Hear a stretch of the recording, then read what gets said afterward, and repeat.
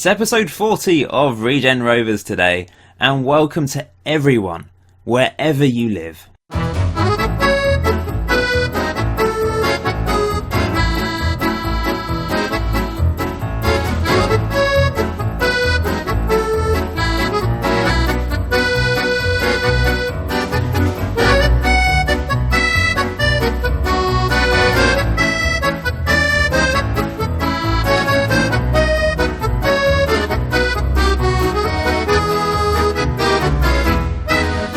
So a few episodes ago I did ask you guys to let me know in the comment section below where you're from, where you're watching Regen Rovers from, and the variety is spectacular. Welcome to everyone, whatever nation you live in. It's just unbelievable to support that. I couldn't quite believe it. I can see on the analytics that there's so many people from, over 100 different countries watching my videos, up to probably about 200 different nations I've got views from. But to actually see it in the comment section and see you guys where you're actually from and supporting this long series is just brilliant. I do apologise to anyone where English isn't your first language, and if I'm ever unclear or speak too fast, I apologise for when maybe I'm not clear enough. So I just wanted to reiterate by saying thank you for the support wherever you are from. So in today's episode we are taking on Boreham Wood and Grimsby Town. Now I've selected these two games today because they're two teams that are doing pretty well in the league. They're 6th and 7th respectively, looking for a playoff spot, I guess, or better if possible for them. You can see here, just looking at the player statistics, Brady Chick is our top goal scorer with 8 goals. So he's moved ahead of a few players recently. So he's had a good few games. Lee Sivzelis, highest average rating. I know a number of you guys love Lee Sivzelis. He's just been an exquisite goalkeeper for us, hasn't he? Christian Marlowe and Stuart Warren, most assists, 5 assists so far this season each. Marlowe has dropped off a little bit after his early season form, where he was really important for us in the midfield. But I'm kind of using a tactic now that is similar to before, but we're kind of bypassing the midfield a bit more, I suppose, and not using the midfielders as much. Best pass completions actually Luke Storer, who's not been good enough for us this season. I tried to sell him. No club seems to want to buy him at the moment. He is actually worth quite a bit. He's worth £18,000 apparently, which is quite strange. I'd probably take let's offer him out for 10. I don't think anybody will want him, but you never know. He's only scored 1 goal this season. For a first team goal. He's scored a couple goals for the under 23s as well. He's just not been good enough, which is a shame because he had such a good season last year. He was our top goal scorer. Wasn't exactly consistent, but he was our top goal scorer, so obviously he had a good season. And I thought I'd give him a chance. I'll sign him. Northampton let him go. I thought I'll give him a chance, give him a big contract. And he's just not done it for us. He does have another season left on his contract. So if I don't sell him, I suppose I could just give him another chance next year. It's the same with Spencer Drury as well, though, looking at him. He's only got 6 goals, 5 in the league, 1 in the FA Cup. Not good enough because I really had high hopes for him, but he's not proving to be particularly good at the moment. But I will definitely be giving him another chance next season as one of our strikers, because he's on a big contract as well, second biggest contract at the club. He's got another season left, but I do feel that there's something there, that we can get him to score goals, because every striker goes through troubling times, don't they? Even the best. And there's strikers that have a really great start to their career, like Michael Owen, and then just die a death as they get to their mid-20s. And there's other strikers that have a terrible start to their career, or they're unknown, and then become amazing in their late 20s, like Jamie Vardy. It's just, that's how strikers seem to be the position on the pitch which varies the most. They have a really varied career. One year they're scoring goals, next year they're not. And it's hard to be consistent, I think. And it's the position where you do tend to just have a lot of churn, I suppose. One year a striker's worth millions of pounds, the next year they're worth nothing, like Falcao or Fernando Torres. Both been spectacular at times and awful at other times. Moving on anyway, that's just me talking about strikers for whatever reason. Since the last episode then, so in the last episode, dreadful defeat against Cheltenham and a scrabbly win over Macclesfield Town. We did actually lose the next game 2-1 against Kidderminster. against Kidderminster? Against Halifax Town. They scored a couple goals. Spencer Drury did actually get his 6th goal. I think it was his 6th goal of the season. But it was too little too late. I actually played Dale Wall, his first appearance this season in the first team. He's been doing really well for the under-23s this season, so I gave him a chance. As you can see, that was just a header at the back post from a Jack Young assist. Nice to see him linking up nicely. But yes, Dale Wall, first team appearance this season. He's scored a number of goals for the under-23s. Not really competitive goals, but he's got 7 non-competitive goals this season. And he has actually scored a goal for the first team since I've stuck him into the first team. So we'll have a look at that in a minute. It's a special goal as well. But this was a little bit disappointing, and I've had enough of the strikers just not being as prolific as last year. So I decided to change it up. Change the tactic up a bit against Kidderminster Town. Kidderminster Harriers, sorry. And we went 3 up front, but it was very attacking. I will show you the tactic in a second. But I'm just going for it now. I've got rid of the defensive midfielder. We're going 3 up front. I put Dale Wall, Drury and Jack Young up there together. And we won 4-2. Really good result. And it worked. The strikers scored. I just decided to go for it against Kidderminster. A team, sort of a decent team. I think they're mid-table. So it was actually a very good result away from home. Especially as I did change the instructions quite dramatically. So we're not really used to this tactic. The familiarity with this tactic isn't great. But that is a brilliant goal from Jack Young, isn't it? That is a classic Jack Young finish. Dale Wall with the assist. But then Dale Wall scored what is possibly the goal of the series so far. Look at this. What a strike. From the corner, it's headed out, and he just walloped it into the back of the net. Unbelievable stuff.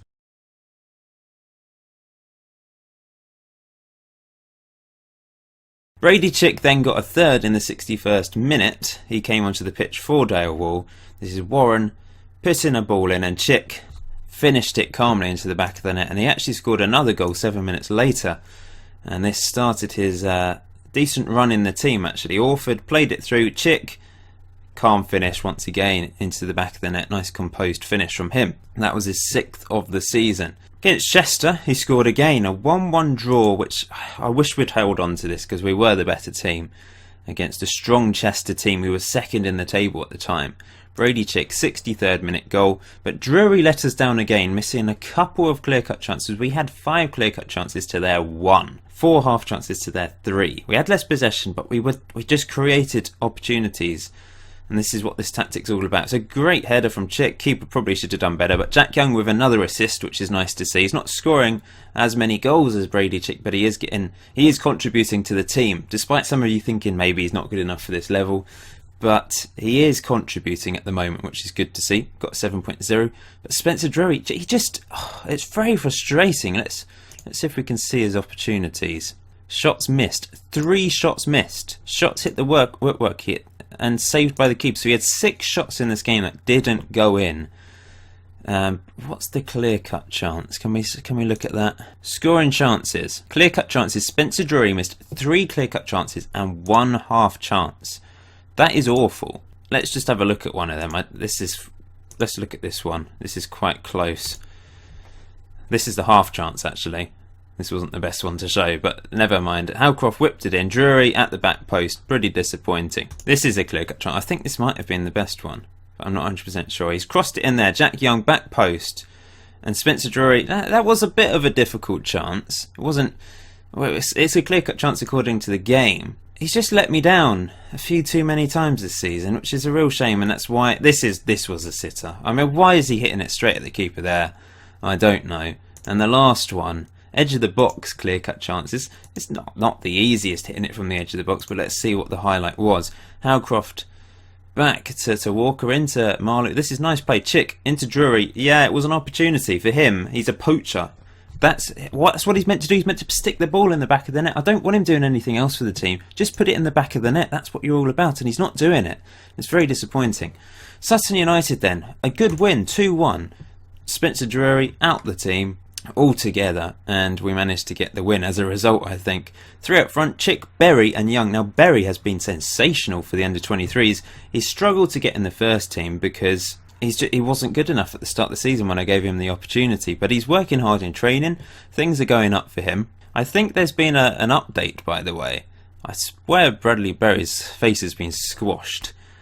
I bet all my tactics are going to stop working now as well, now that there's been an FM17 update. Anyway, 18 goals in non-competitive games, 6 competitive goals for the under-23s. He's scoring goals, that's for sure. But he hasn't scored for the first team yet. But he has managed to get a couple of assists since I put him back into the first team, and he is contributing, which is very nice to see. So Brady Chick got the first goal, although he didn't actually play very well in this game, Bradley Berry.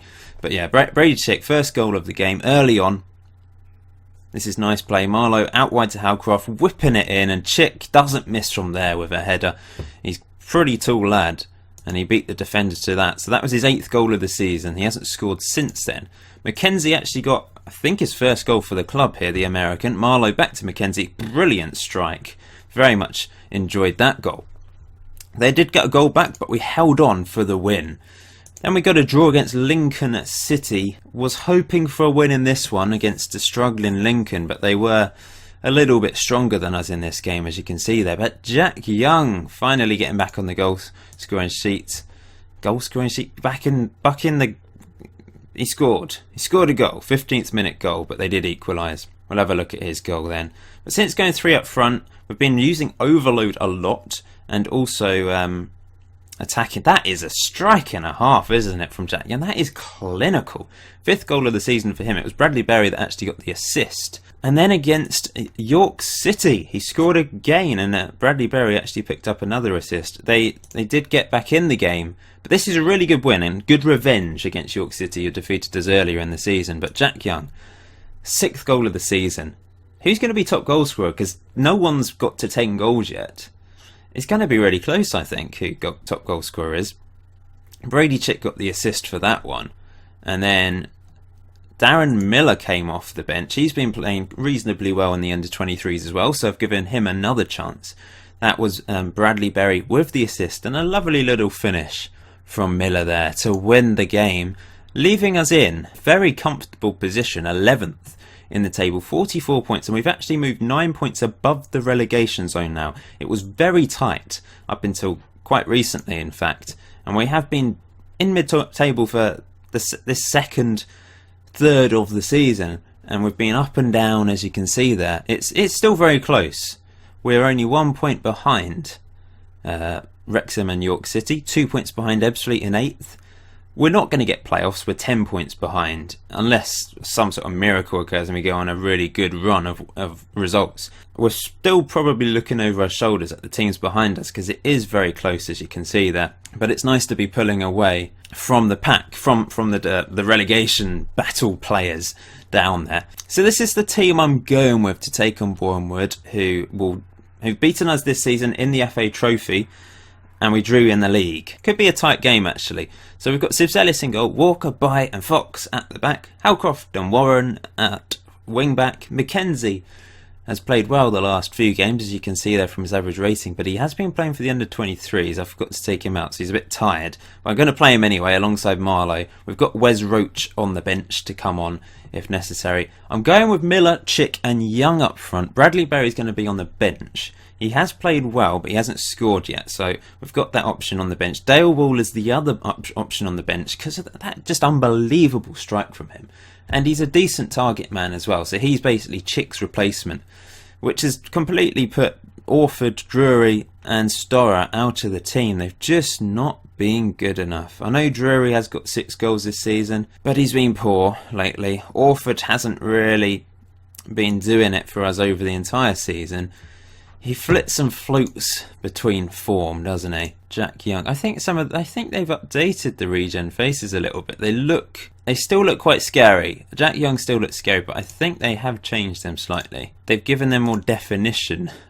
They do look a little bit more realistic. Mackenzie looks completely stoned. What's Marlowe? Marlowe, he looks like a duck. Yeah, they've definitely changed the faces. Warren did not look like that before. Basically, everyone looks uglier, I think. What has happened to Howcroft's face? They've squashed it. He's got, like, no cheeks. What is going on?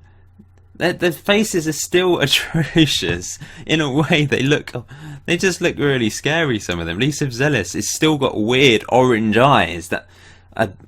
But, you know, that's probably putting off strikers, to be fair. It's helping him. Zelis still looks the same, I think. But Reece Walker, it's like a dinosaur for some reason. I just don't understand.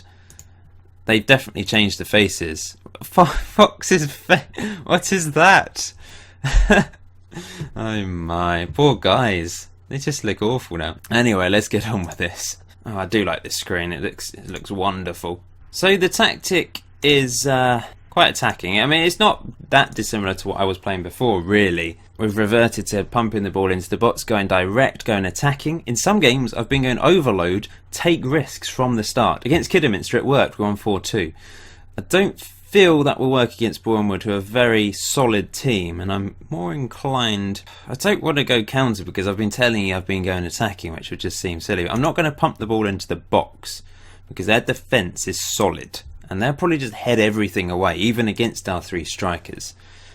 So we don't want to just give the ball to them. So let's be sensible, and we'll still go direct, but not just pumping it and pumping it and pumping it constantly. Pump it louder. Mackenzie is knackered. I've played him in the under-23s and he's already down to 79% after 12 minutes of this game. He's going to have to come off for Roach at half-time, I think. Well, this is a boring game. I missed the Gareth Sheriff chant. Gareth Sheriff, baby, Gareth Sheriff, oh. I miss Gareth Sheriff. He's still at the club in the under-23s, but he's not really good enough for us anymore, is he? And 0-0 at half-time. Let's go for this again and boost the morale. But that was boring.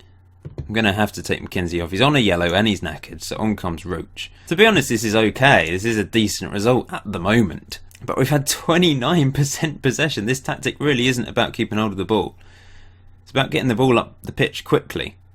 This is a corner. I've changed the corner routine, defensive routine, and it's not worked. We're 1-0 down from a corner. But we've got a corner, and Miller, can we equalise straight away? We can! It's Walker with his first goal for the club. 2 corners. For whatever reason, his picture's bold down there, but we know he's ginger, with his massive ginger hair. He didn't score with his massive ginger hair, he scored with his right foot. It was headed across by Fox, and Walker slammed it, and the defender couldn't keep it out. 1-1. Well, there we go. 2 corner goals. An eye for an eye. But Boreham Wood coming forward straight away, looking dangerous. Suddenly this game's come to life. Get back, guy. What's Marlowe doing there? I don't know. Oh, it's Roach. Roach slams it up the pitch. I think I'm going to have to make some changes up front. Although they've not had the opportunities. I can't really judge them on this match, can I? But this looks dangerous for Boreham Wood. Come on, guys. Get in there. Win it back. Francis Angol running through. Sivzelis, great save, but they've still got the ball. Oh no, oh no, oh no. Sivzelis catches it. Leapt to the side like a salmon. And we hold on there. Some of you are probably thinking the sensible thing to do is pull a player back into attacking midfield, but we don't have the personnel to play there. A little bit frustrating, but there we go. Bradley Berry's going to come on. I'm actually going to play 2 advanced forwards. And we are going to pump it up the pitch. We're going to go route 1 and hope Chick can head it down for Berry and Young. Still, I think I'm going to have to go counter because they are all over us. Possession-wise, it makes sense to go counter, really, today. Although, it's not working, so maybe we'll go back to attacking. Let's take off Brady Chick, who's quite tired. We'll leave Jack Young on. He's not done anything today, but none of the strikers have done anything today. And overall, this would be a good draw if we can hang on. Pretty boring game. 5 minutes to go. Is this an opportunity for someone? Probably for Boreham Wood as they get hold of the ball here. But our strikers are poised to attack if we can win it back and slam it up the pitch for them. So all we need to do, win it back, bash it up the pitch, let the strikers do their work.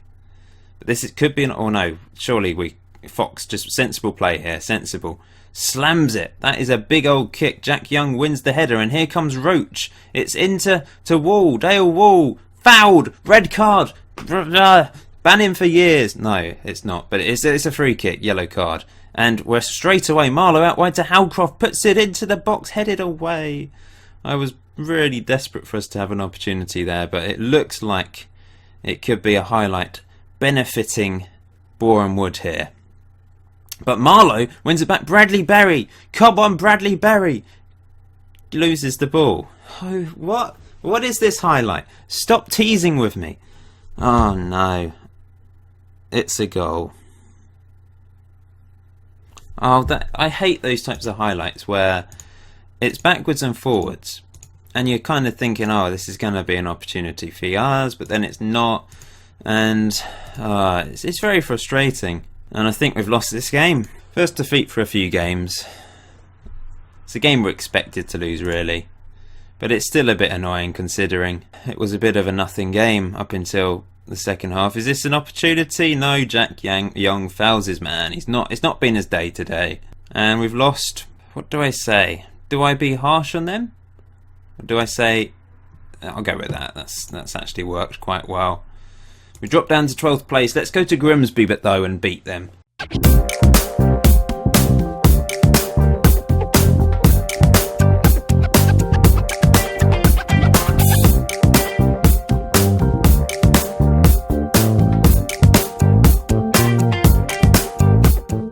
We're actually doing pretty well away from home. I went overload against Kidderminster. We won 4-2. Went overload against Sutton United. We won 2-1. Drew against Lincoln away from home. So, yeah, that's not bad at all, really. So I'm actually going to go overload against Grimsby and really just go for it. The easy option today would have been to show Haventon, Waterlooville and Harrogate Town matches because they're 23rd and 24th. But I wanted to show, competitive games against some pretty decent teams in this division.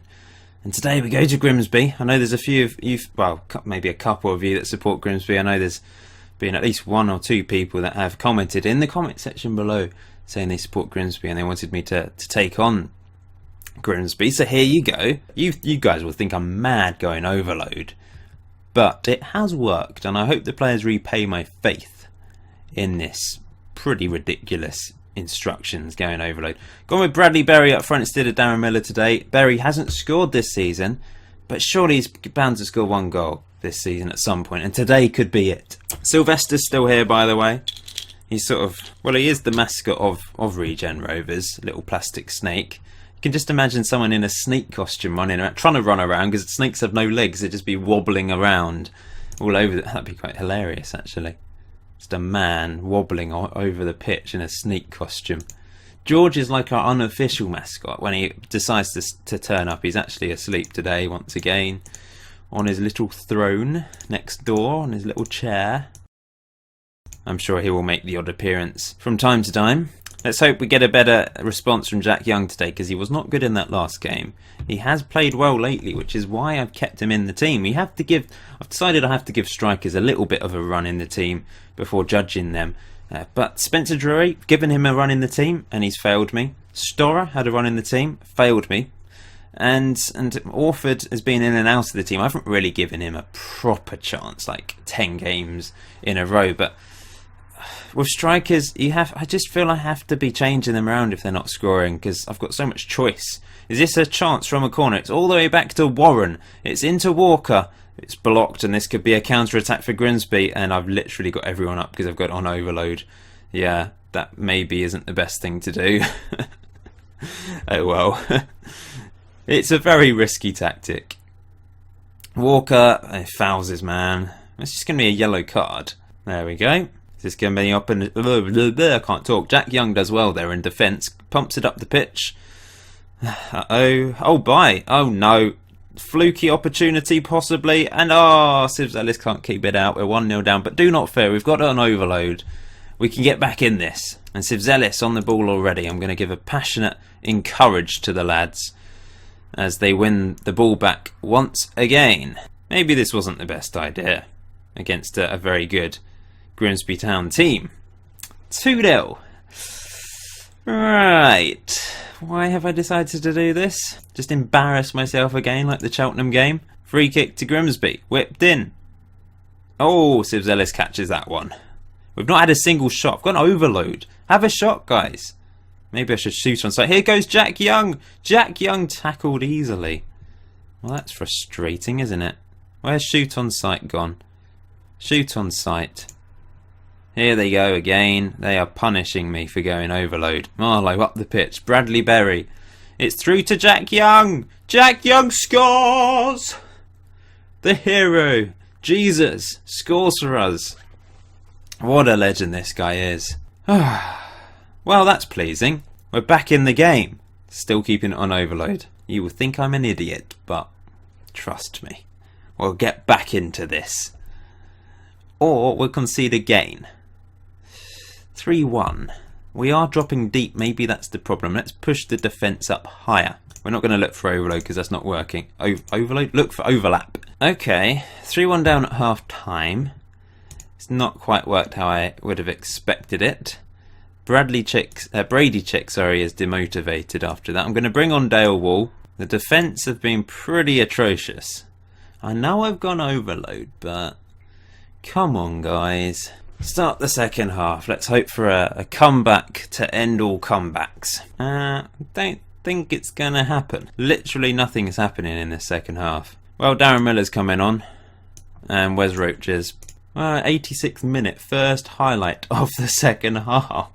Miller. Jack Young makes it 3-2. Oh, is this an opportunity? Probably not. But we can hope, can't we? There's not really much else I can do. You see, it does work scoring goals. I think I had the wrong defensive options on. We were punished at the back. This is a great ball from Darren Miller. Whips it in. Jack Young, second goal of the game. Great header from him as well. He scores goals. He knows how to score goals. But it's going to be a second defeat of the day. I've let you guys down. I apologise.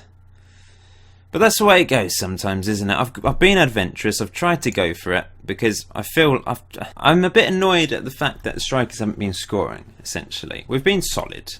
Defensively solid. Apart from today, I suppose. And against Cheltenham the other day. But not having so many problems going forwards with the strikers not scoring. I've gone attacking and it is working. The strikers are starting to score again. Unfortunately, 2 defeats today leaves us in 14th place, 8 points above the relegation zone, 14 points off the playoffs. It's going to be, hopefully, a mid-table finish. Hopefully we don't get dragged into this relegation battle. Next few games are quite easy, though. We should be beating Havant, Waterloo, who are 23rd, and Harrogate, who are 24th, Dagenham and Redbridge, who are 20th.